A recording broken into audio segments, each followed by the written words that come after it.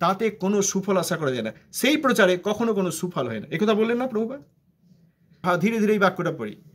শ্রী গৌর সুন্দরের বহিরনুষ্ঠানের উপদেশকেই চরম লক্ষ্য জানিয়া অন্তরঙ্গ ভক্তগণের প্রতি যে বিদ্বেষ পোষণ দৃষ্ট হয় এবং অন্তরঙ্গ ভক্তকৃত্যকে কল্পনাপ্রসূত জানিয়া বহিরনুষ্ঠানের প্রতি যে সমাদর লক্ষিত হয়, তাহাতে কোনো সুফল আশা করা যায় না, সেই প্রচারে কখনো সুফল হয় না।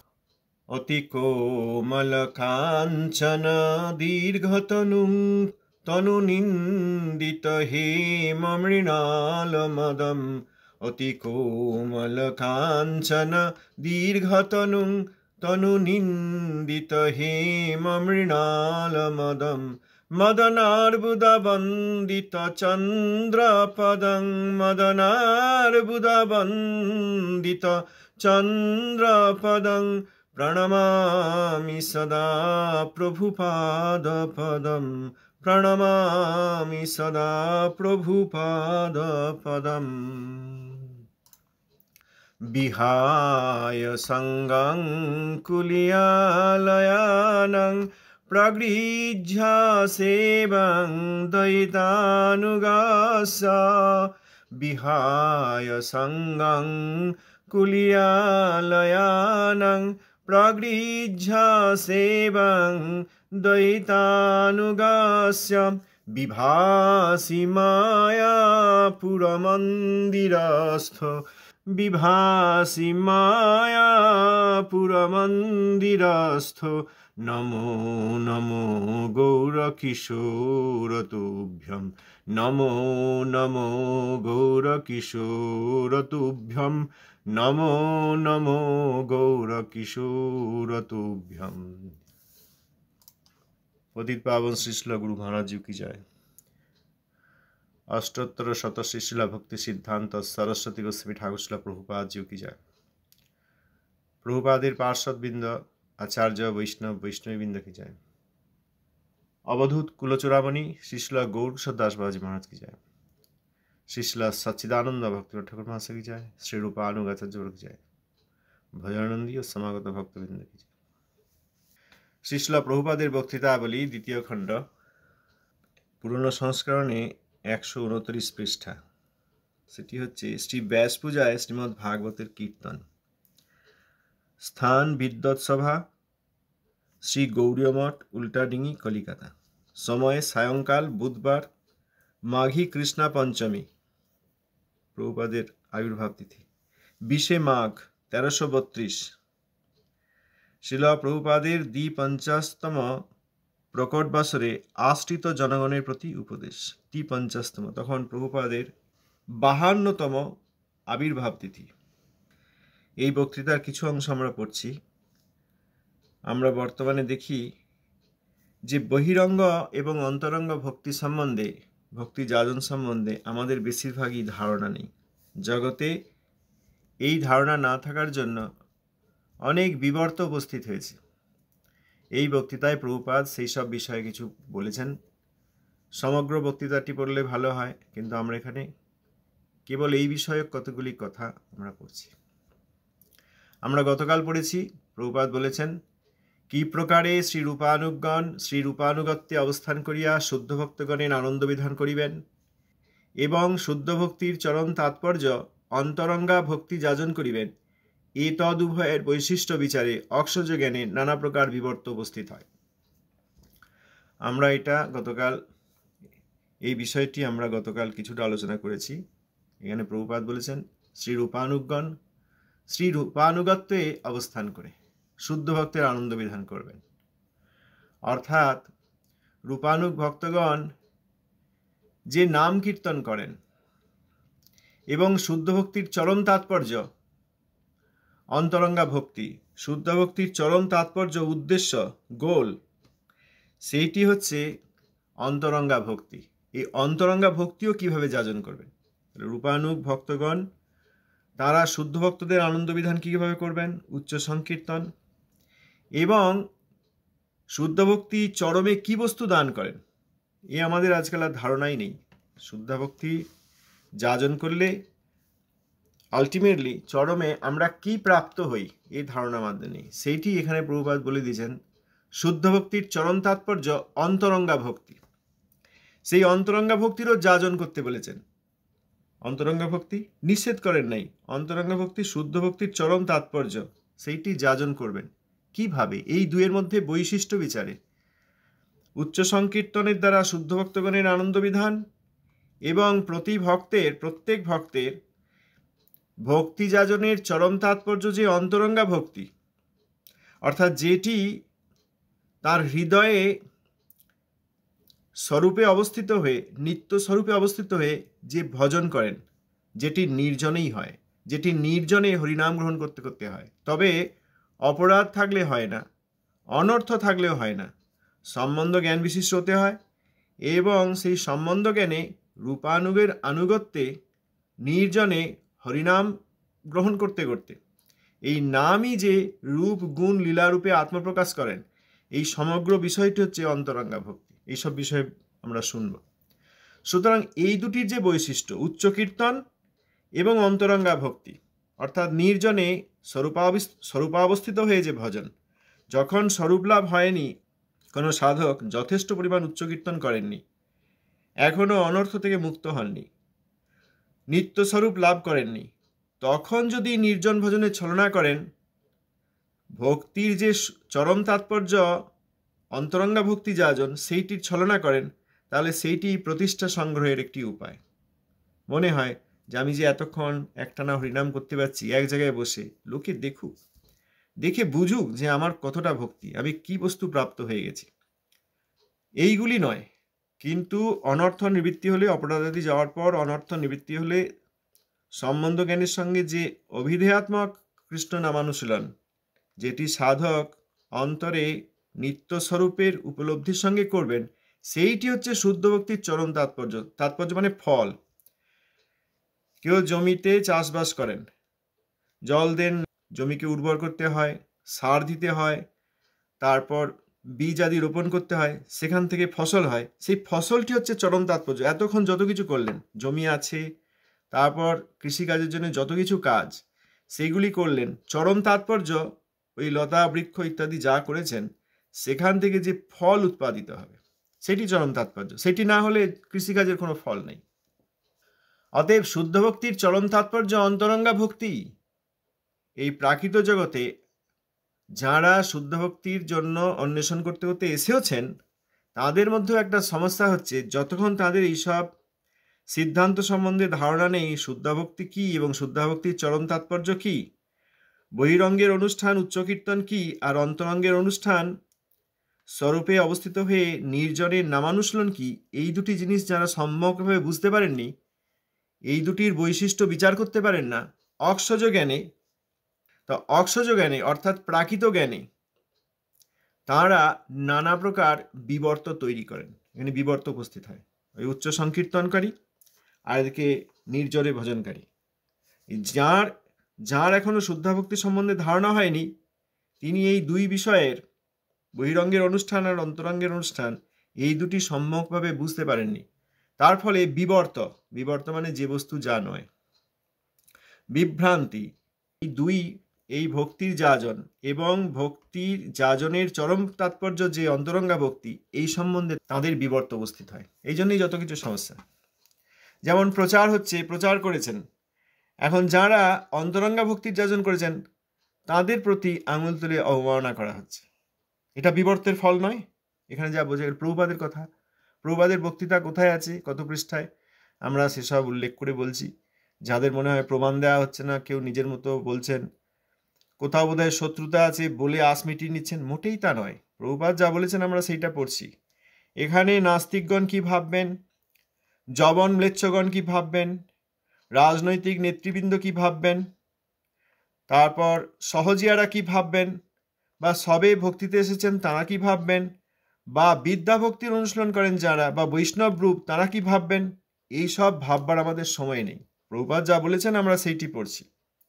অস্ট্রেলিয়ার সংবিধানে কি লেখা আছে, শ্রীলঙ্কার সংবিধানে কি লেখা আছে, আর বর্তমান ভারতভূমিতে যে রাজত্ব চলছে সেখানকার সংবিধানে কি লেখা আছে, সেসব আমরা দেখতে যাচ্ছি না। প্রভুপাদ যা বলেছেন সেইটি আমরা পড়ছি এখানে। এখানে কারোর আপত্তি থাকার কথা নয়। যদি বৈষ্ণব অপরাধ হয়ে গিয়ে থাকে তাহলে আর এসব কথা বোঝা যাবে না। এরকম দেখা যায়, যিনি একবার বৈষ্ণব অপরাধের বিষ পান করে ফেলেছেন তার পক্ষে এইসব কথা বোঝা একেবারেই সম্ভব নয়। তাদের জন্য প্রথম যেটি দরকার সেটি হচ্ছে বৈষ্ণব অপরাধমূলক, বৈষ্ণব অপরাধী অসৎসঙ্গ সম্পূর্ণরূপে ত্যাগ করে শুদ্ধ বৈষ্ণবের আনুগত্যে সেই সব বৈষ্ণবগণের কাছে, প্রত্যেক বৈষ্ণবের কাছে ক্ষমা চেয়ে তারপর শুদ্ধ বৈষ্ণবের আনুগত্যে ভক্তির যাজন। তার আগে বুঝতে পারা যাবে না। তার আগে অনেক শোনা হবে, অনেক বলা হবে, অনেক চিৎকার চেঁচামেচি করা হবে, কেউ বুঝতে পারবেন না। সুতরাং এখানে প্রভুপাদের যা কথা তার বাইরে আমরা যাব না, যেতে পারবো না। এতে কেউ পছন্দ করবেন, কেউ অপছন্দ করবেন, কেউ খুশি হবেন, কেউ অখুশি হবেন, তাতে আমাদের কিচ্ছু করার নেই। আমরা কাউকে এখানে খুশি করতে আসিনি। আমাদের মাঠ খালি হয়ে যাবে, তাতে কিচ্ছু যায় আসে না। মাঠ ভরিয়ে দেওয়ার আমাদের কোনো উদ্দেশ্য নেই। আমরা যেটি চাই সেটি হচ্ছে প্রভুপাদ যা বলেছেন সেই অনুসারে আমরা বুঝতে চাই। এটি না বুঝলে ওই বহিরঙ্গের অনুষ্ঠান যারা করছেন তারা অন্তরঙ্গদের প্রতি আঙুল তুলে অবমাননা করছেন। এটি বিবর্তের ফল, এটি ভালো জিনিস নয়। এই কথাই এখানে প্রভুপাদ বলেছেন। বৈশিষ্ট্য বিচার যদি না করতে পারেন, প্রাকৃত জ্ঞান দিয়ে যদি এইসব বিচার করা হয় যে এনারা খুব প্রচার করছেন, ওনারা কি করেছেন? বসে বসে হরিনাম করেছেন। তারা হরিনাম করেছেন, কর্ম করেননি, জ্ঞান করেননি, যোগাদি করেননি। তারা হরিনামের আশ্রয় নিয়ে হরিনাম করেছেন। তারা শুদ্ধ ভক্ত, তারা শুদ্ধ ভক্তির চরম তাৎপর্য যে অন্তরঙ্গা ভক্তি সেইটি যাজন করেছেন। কোথাও বলা নেই এখানে রাজনৈতিক সনাতন ধর্ম পালন করতে হবে। রাজনৈতিক সনাতন ধর্ম পালন করে কিছু ম্লেচ্ছের কপালে তিলক তুলে দিতে হবে, কিছু জবনের কপালে তিলক তুলে দিতে হবে, এরকম কোথাও বলা নেই। প্রত্যেক আত্মাই, কেউ ম্লেচ্ছ নন, কেউ জবন নন, কেউ অস্ট্রেলিয়ান নন, কেউ ভারতীয় নন, সকলেই আত্মা। অতএব প্রত্যেক আত্মাই স্বরূপত বৈষ্ণব। তাদেরকে এই কথাটা বুঝিয়ে দিতে পারলে খুব ভালো হয়, তাহলে তাঁরা নিজের স্বরূপে অবস্থিত হয়ে বৈষ্ণব হতে পারেন। কিন্তু এই বাহ্যত রাজনৈতিক সনাতন ধর্ম করে আমরা দল ভারী করে আমাদের দেশের কিছু সুবিধা করে নেব, আর দেশের মধ্যে অধিকাংশ লোক তারা এখনো মাছ মাংস ছাগল ইত্যাদি খেতে থাকবে, এটা কোনো সনাতন ধর্ম নয়, এটা ভক্তি ধর্ম নয়। এখানে আমরা যা পড়ছি, এখানে কোনো দেশের বাউন্ডারি, কোনো দেশের রাজত্ব, কোনো অন্যান্য ধর্ম কারোর কোনো কথা বলা হচ্ছে না। প্রভুপাদ কি বলেছেন ওই এক একটি বাক্য পড়ছি, আমরা বোঝার চেষ্টা করছি। অতএব এই যে বহিরঙ্গ অনুষ্ঠান, রূপানুগণ শ্রী রূপানুগত্যে অবস্থান করে শুদ্ধ ভক্তগণের আনন্দ বিধান করেন কিভাবে, এবং অন্যদিকে শুদ্ধ ভক্তির চরম তাৎপর্য যে অন্তরঙ্গা ভক্তি যাজন করেন এবং করবেন। এখানে বলেছেন শুদ্ধ ভক্তির চরম তাৎপর্য অন্তরঙ্গা ভক্তি যাজন করিবেন, কোথাও নিষেধ নেই। অতএব কেউ বলতে পারবেন না যে এত সব পরম বৈষ্ণব বলেন তারা কেউ প্রচার করেননি, কেউ বলতে পারবেন না। প্রচার করবেন না, সকলে প্রচার করবেন না। যাদের মধ্যে, এনারা আবার প্রভুপাদ ছিল সরস্বতী গোস্বামী ঠাকুরের শিষ্য, যাদের কথা বলা হয়, যারা প্রভুপাদ ছিল ভক্তি সিদ্ধান্ত সরস্বতী গোস্বামী ঠাকুরের শিষ্য, তারা শুদ্ধ ভক্তির যে চরম তাৎপর্য সেই অন্তরঙ্গা ভক্তি স্বস্বরূপে অবস্থিত হয়ে এক জায়গায় বসে নির্জনে হরিনাম গ্রহণ করবেন। হরিনাম গ্রহণের কথা আছে। যারা বলছেন প্রচার হয়েছে, প্রচার করেছেন, বহিরঙ্গা ভক্তির যাজন হয়েছে, তাঁরাও হরিনামেরই প্রচার করেছেন, কর্মের প্রচার করেননি, জ্ঞানের প্রচার করেননি, সংবিধানের প্রচার করেননি, রাজনৈতিক সনাতন ধর্মের প্রচার করেননি। তাঁরাও হরিনামই প্রচার করেছেন। আর এনারা যারা অন্তরঙ্গা ভক্তির যাজন করেন তারা হরিনামই গ্রহণ করেছেন। ওই অবস্থায় একদিন প্রত্যেককেই আসতে হবে যে স্বস্বরূপে অবস্থিত হয়ে অপ্রাকৃত বিপ্রলম্বভাবে নির্জনে হরিনাম করবেন। এই অবস্থায় সকলকেই আসতে হবে। এইটি না এলে বহিরঙ্গার অনুষ্ঠান মাত্র হবে, অন্তরঙ্গার অনুষ্ঠান যেটি চরম তাৎপর্য সেইটি সকলের হবে না। অতএব যারা বহিরঙ্গের অনুষ্ঠান করছেন বলে মনে করেন তারা যেন অন্তরঙ্গের অনুষ্ঠানের প্রতি অবমাননা না করেন। যারা প্রকৃতরূপে বহিরঙ্গের অনুষ্ঠান করেন, যারা প্রকৃত হরিনাম উচ্চ সংকীর্তন করেন, যারা প্রকৃতরূপে প্রচার করেন, তারা কখনো অন্তরঙ্গা ভক্তির যাজনকারীকে অবমাননা করেন না। প্রভুপাদের এই কথা থেকে এই সব জিনিস প্রমাণিত হয়। আবার এই গতকালের বাক্যেই আমরা একটি বাক্য, সেইখানেই আমরা ফিরে গেছি। পরবর্তী বাক্য আমাদের পড়ার ইচ্ছা আছে, কিন্তু সেইখানেই ফিরে গেছি। একটা জিনিস স্পষ্ট করে বোঝা দরকার যে শ্রী রূপানুগগণ, যারা রূপগোস্বামীপাদের অনুগ, তাঁরা শ্রী রূপানুগত্যে অর্থাৎ রূপানুগ এই ধর্মে অবস্থিত হয়ে শুদ্ধ ভক্তগণের আনন্দ বিধান করেন উচ্চ সংকীর্তনের দ্বারা, তাঁরা উচ্চ সংকীর্তনের মাহাত্ম্য বোঝেন এবং তাঁরা অক্ষজ জ্ঞানে অর্থাৎ প্রাকৃত জ্ঞানে শুদ্ধাভক্তিকে দেখেন না, তাদের অপ্রাকৃত জ্ঞান আছে। এবং সেই সমস্ত উচ্চ সংকীর্তনকারী এবং প্রচারক কেউ কখনো অন্তরঙ্গা ভক্তির যাজনকারী মহাবৈষ্ণবকে অবমাননা করেন না। এটা স্পষ্ট হওয়া দরকার। এর পরবর্তী অংশ আজকের যেটা আমরা পড়তে চাই, এখানে প্রভুপাদ বলছেন, শ্রী গৌরসুন্দরের বহির অনুষ্ঠানের উপদেশকেই চরম লক্ষ্য জানিয়া অন্তরঙ্গ ভক্তগণের প্রতি যে বিদ্বেষ পোষণ দৃষ্ট হয় এবং অন্তরঙ্গ ভক্তকৃত্যকে কল্পনাপ্রসূত জানিয়া বহির অনুষ্ঠানের প্রতি যে সমাদর লক্ষিত হয়, তাহাতে কোনো সুফল আশা করা যায় না। ওই একই বক্তৃতারই অংশ। প্রভুপাদ এখানে বললেন শ্রী গৌরসুন্দরের বহির অনুষ্ঠানের উপদেশ অর্থাৎ হরিনাম গ্রহণ, হরিনাম কীর্তন, উচ্চ সংকীর্তন শ্রীমন মহাপ্রভু শ্রী গৌরসুন্দরের বহির অনুষ্ঠানের উপদেশ। তাহলে মহাপ্রভু উপদেশ করেছেন যে উচ্চ সংকীর্তন করো। মহাপ্রভুরই গৌরবাণী, গৌরবাণী মূর্তি শ্রী গৌরসুন্দরের বাণী মূর্তি ধারণ করে প্রভুপাদ ছিল সরস্বতী ঠাকুর এই রূপে যখন এলেন, তখন সেই গৌরবাণী মূর্তি প্রভুপাদ বলেছেন যে নির্জন ভজন নয়, যখন যোগ্যতা হয়নি, অধিকার হয়নি, অপরাধ যায়নি, অনর্থাদি যায়নি, সম্বন্ধ জ্ঞান হয়নি, স্বরূপ উপলব্ধি, নিত্য স্বরূপে আমার পরিচয় কি এই উপলব্ধি হয়নি, তখন অন্তরঙ্গা ভক্তির যাজনকে অনুকরণ করে নির্জনে বসে হরিনাম করার অভিনয় করো না, তাতে প্রতিষ্ঠা লাভ হবে। বাবাজি মহারাজ বললেন, সেইখান থেকে তো আমাদের এইসব বিষয় পড়ার আগ্রহ হলো। শ্রীল বাবাজি মহারাজ বললেন যে তুমি দরজা বন্ধ করে ভিতরে কি করছো? দরজা বন্ধ করে ভিতরে হরিনাম করার অভিনয় করলে কেবল ঘরের বেড়া দেখা যায় এবং মনে কনক কামিনী আর প্রতিষ্ঠার চিন্তা হয়। এর দ্বারা কখনো হরিভক্তি লাভ হয় না। উচ্চ সংকীর্তন করতে হবে। উচ্চ সংকীর্তন শুদ্ধ সাধুর সঙ্গে করতে হবে। যাদের আরো অনেকের, যাদের এখনো নামা পড়া যায়নি, তাদের সঙ্গে করতে বলেননি। যাদের এখনো তত্ত্বজ্ঞান হয়নি অর্থাৎ অনর্থ মুক্তি হয়নি, তাদের কথা বলেন নাই। যাদের সম্বন্ধ জ্ঞান হয়েছে এবং অভিধেয়াত্মক কৃষ্ণ নাম করছেন, শুদ্ধ নাম করছেন, তাদের আনুগত্যে তাদের সঙ্গে সংকীর্তন করতে বলেছেন। যে কোনো জায়গায় নয়, আউল বাউলের সঙ্গে নয়, মায়াবাদীদের সঙ্গে নয়, নাম অপরাধীদের সঙ্গে নয়। যারা বৈষ্ণব অপরাধ করেন, এই অন্তরঙ্গা ভক্তি যাজনকারী প্রভুপাদের শত শত শিষ্য, তাদের অবমাননা করেন, তাদের সঙ্গে সংকীর্তনে যোগ দিতে বলেননি। শ্রী গৌরসুন্দরের বহির অনুষ্ঠানের উপদেশ, যেখানে বাবাজি মহারাজ বলেছেন উচ্চ সংকীর্তন করুন, অর্থাৎ উচ্চ সংকীর্তনের উপদেশকেই চরম লক্ষ্য মনে করেন যারা, যে এইটাই সব, উচ্চ সংকীর্তন হবে, এইটাই সব, এটাই চরম লক্ষ্য। কিন্তু অন্তরঙ্গ ভক্তি যাজন যে শুদ্ধ ভক্তির চরম তাৎপর্য, এটা জানেন না যারা, তারা এই অন্তরঙ্গ ভক্তগণের প্রতি বিদ্বেষ পোষণ করেন। সে তো দেখা যাচ্ছে আজকাল, গত কয়েক দশক ধরে এবং আজ পর্যন্ত এটাই দেখা যাচ্ছে। ওনারা প্রচার করেন নাই, ওনারা একটা মঠ পেয়েছেন, একটা রান্নাঘরকে পেয়েছেন, সেখানে রান্না করেছেন, খেয়েছেন আর ঘুমিয়েছেন। প্রভুপাদের শিষ্যগণ সম্বন্ধে এই কথা, আপনারা কার শিষ্য? যদি প্রভুপাদের শিষ্যগণ অন্তরঙ্গা ভক্তি যাজন করার অধিকার না রাখেন, তাহলে এই জগতে অন্তরঙ্গা ভক্তির যাজন করবেন কে? এটা তো একবার প্রশ্ন করতে হবে। প্রভুপাদ ছিল ভক্তি সিদ্ধান্ত সরস্বতী গোস্বামী ঠাকুরের শিষ্যগণ, তাঁরা যদি শুদ্ধা ভক্তির চরম লক্ষ্য যে অন্তরঙ্গ ভক্তি, সেই অন্তরঙ্গ ভক্তির যাজন নির্জনে স্বরূপে অবস্থিত হয়ে হরিনাম না করতে পারেন, তাহলে এই জগতে সেই অধিকার আর কার হতে পারে? এই প্রশ্ন একবার করা দরকার।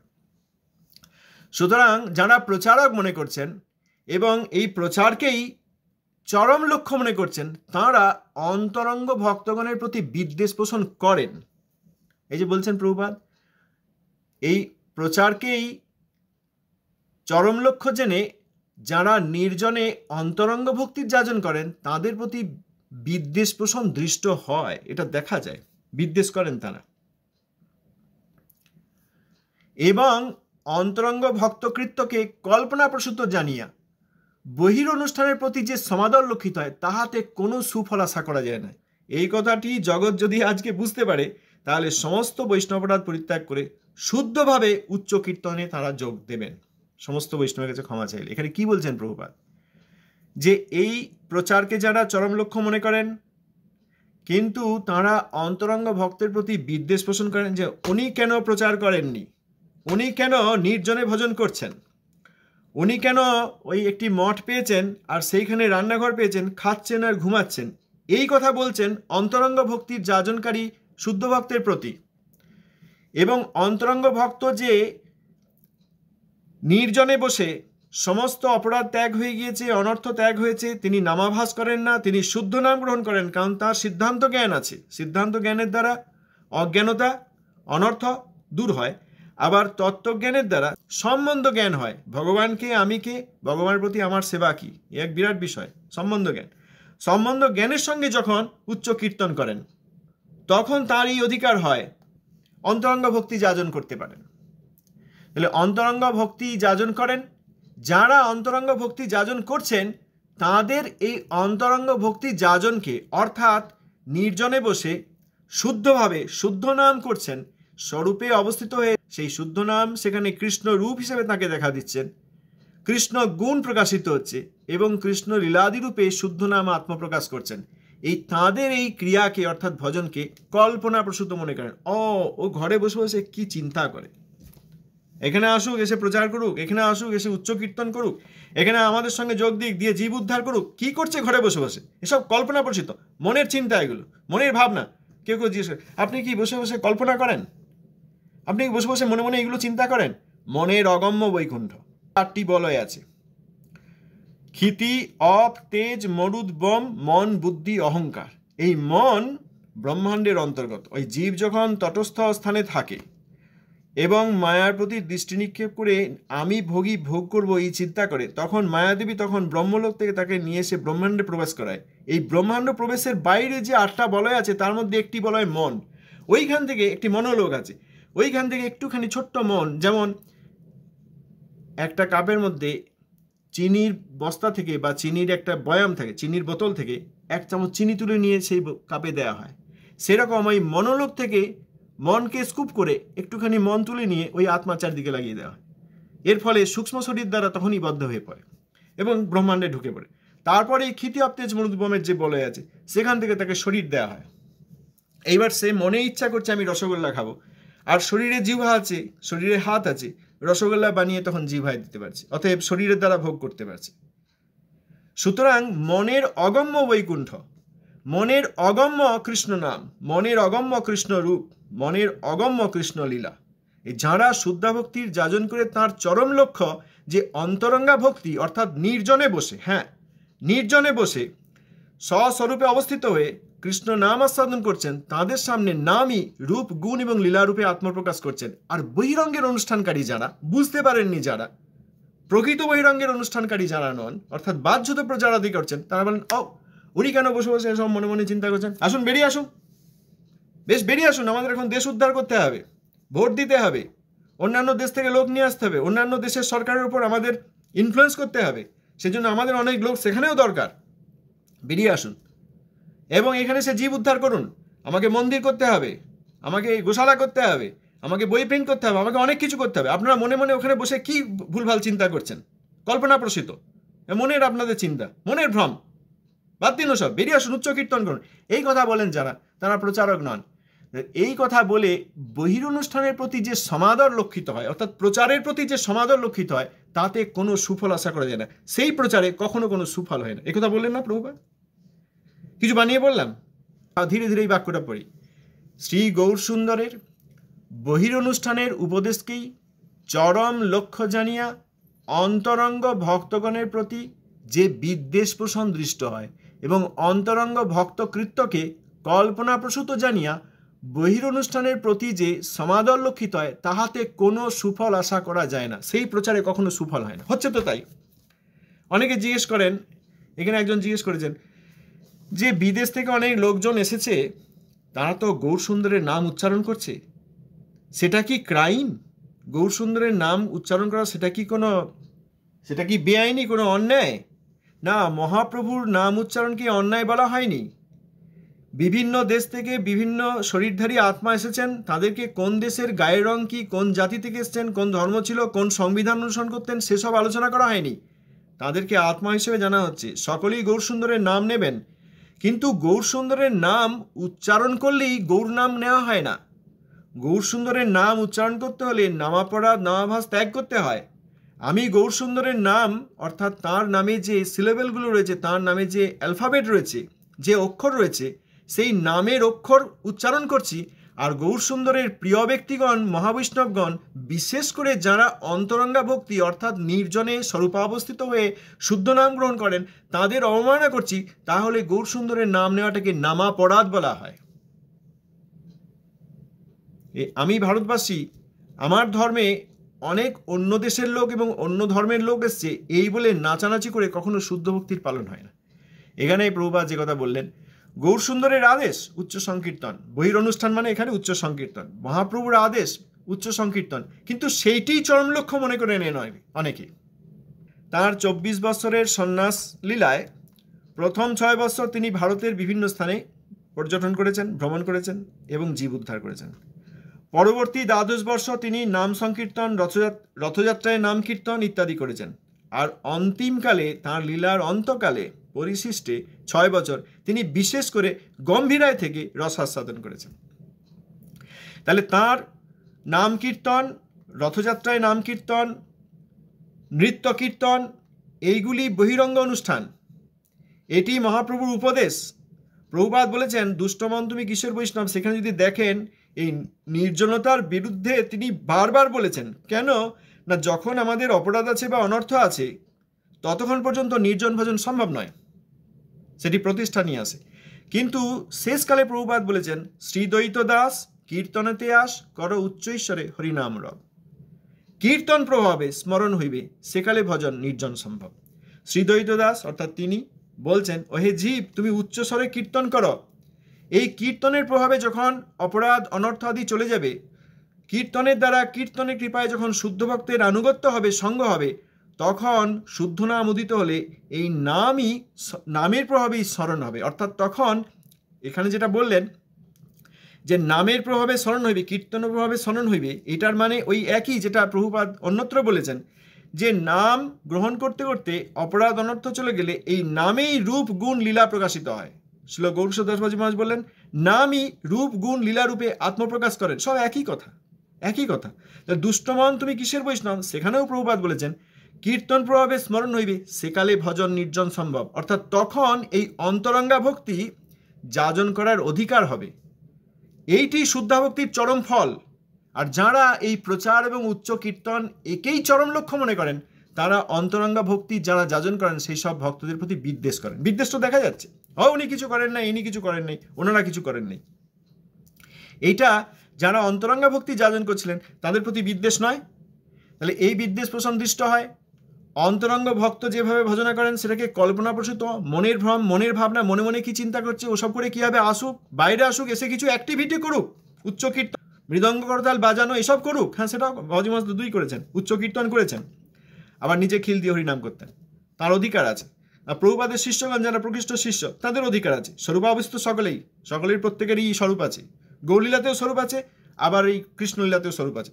স্বরূপ তো প্রভুপাদ ছিল তীর্থ গোস্বামীকে পত্রে লিখে পাঠিয়ে দিলেন যে কোনো গোপলনা সে নয়নমণি মঞ্জরি, তাকে রাধারানী সবসময় নিজের নিকটে রাখতে চান, কিন্তু প্রতিবঞ্চনা কার্যে অসমর্থ হইয়া সে সবসময় বিনোদিনীর কাছে থাকতে পারে না।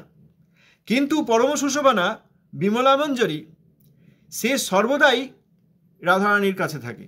অতএব এটি বিমল মঞ্জরির দায়িত্ব যে যেন নয়নমণি রাধারানীর সেবা সবসময় করতে পারে। এভাবে কত দিনহীন হয়ে তার নন্দব্রজের অপ্রাকৃত স্বরূপ প্রকাশ করেছেন পত্রে, এবং কত দিনহীন হয়ে বলছেন যে তুমি ভক্তিবিলাস তীর্থ গোস্বামী, তখন কুঞ্জবেরী বিদ্যাভূষণ, তোমার নিত্য স্বরূপ নিত্য পরিচয় এই, তুমি যেন দেখো যেন আমি রাধারানীর সেবা করতে পারি। এরকম পত্র দেখেছেন কখনো? এ হেন তীর্থ গোস্বামী মহারাজ এবং অন্যান্য মাধব গোস্বামী মহারাজ, শ্রীল ভক্তিময়ূক ভাগবত গোস্বামী মহারাজ, শ্রীমৎ ভক্তিকুমুদ সন্ত গোস্বামী মহারাজ, শ্রীমৎ ভক্তি সৌরভ ভক্তি সার গোস্বামী মহারাজ, শ্রীমৎ ভক্তি সারঙ্গ গোস্বামী মহারাজ, প্রভুপাদের এ হেন শিষ্যগণ যারা পরম বৈষ্ণব, তারা অন্তরঙ্গা ভক্তির অধিকারী নন।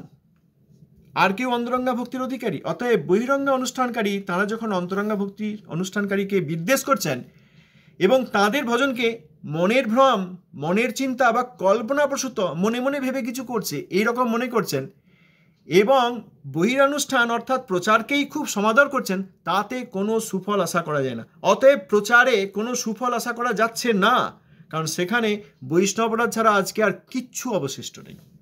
এই যে প্রচার হয়েছে বলে আমরা হাততালি দিচ্ছি, ঢোল বাজাচ্ছি, এতে দেখেছেন একটা জিনিসই দেখা যায়, বৈষ্ণব অপরাধ আর শুধু বৈষ্ণব অপরাধ। প্রভুপাদ যখন বলেছেন তাহাতে কোনো সুফল আশা করা যায় না, এই বাক্যটি জগতের প্রত্যেকটি ব্যক্তির জানা দরকার। ধন্যবাদ, প্রণাম। কেউ কিছু লিখতে চাইলে বলতে পারেন। কতবার আমি রিকোয়েস্ট করছি সবাইকে, ইমেল আইডি আছে লিখুন, কেউ প্রায় লেখেনি না। ওইখানে এসে একটু তর্ক করে বলা যায় এখানে কোনো যুক্তি নেই, এখানে সব ভুল বলছেন, হ্যাঁ প্রভুপাদের কথা এগুলি নয়। যার যা লেখার লিখতে পারেন, আসুন না গ্রন্থে দেখিয়ে দেবো।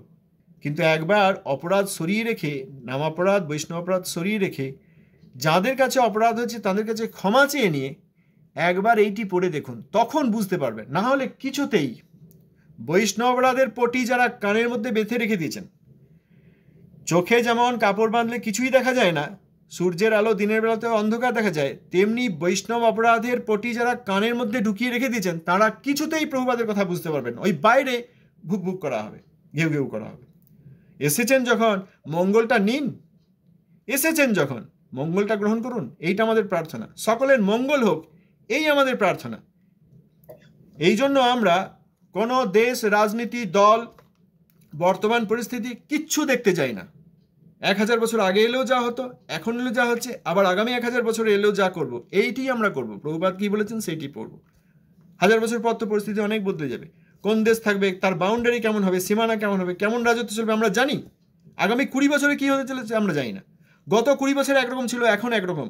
20 বছর আগে পরিস্থিতি একরকম ছিল, এখন একরকম। আগামী 20 বছরে কি হবে তার ঠিক নেই। অতএব আগামী 1000 বছরে কি হবে তার ঠিক নেই, আগামী হাজার বছরে কি হবে তার ঠিক নেই। কিন্তু প্রভুপাদের কথা এইরকমই থাকবে এবং এই অপ্রাকৃত কথা এইভাবেই কীর্তিত হবে। আচ্ছা, ধন্যবাদ, প্রণাম।